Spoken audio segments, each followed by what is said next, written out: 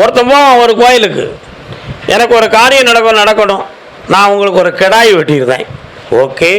இன்னொருத்தன் போவான், எனக்கு ஒரு விஷயம் நடக்கணும், ஒரு சேவலை அறுத்துருதேன் நான், சரி. ஆனால் இந்த விஷயங்களில் நாம் விடுபட்டு இருக்கிறோம். நாம் இந்த விஷயங்களிலிருந்து விடுபட்டு இருக்கிறோம். அது எப்படி விடுபட்டு இருப்பது?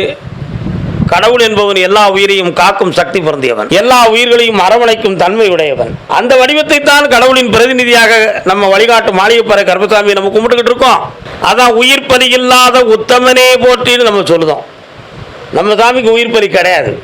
அவர் ஸ்ரீராமருடைய பிள்ளை, கருணை வடிவாக இந்த உலகத்தை காக்கும் தெய்வமாக வந்திருக்கின்ற அவதார புருஷன். அவருக்கு நம்ம உயிர் பலி இல்லாமல் கும்பிட்டுக்கிட்டு இருக்கோம்.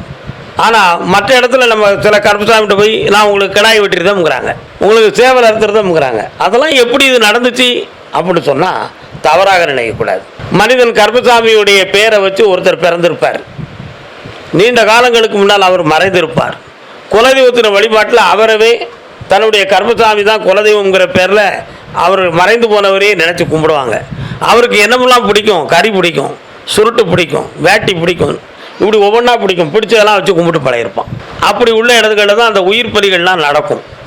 ஆனால் முதன்மையாக அவதரித்து வந்த தெய்வ சந்தரத்தில் அந்த உயிர் பலி என்பது கிடையாது என்பதை புரிந்து கொள்ள வேண்டும்.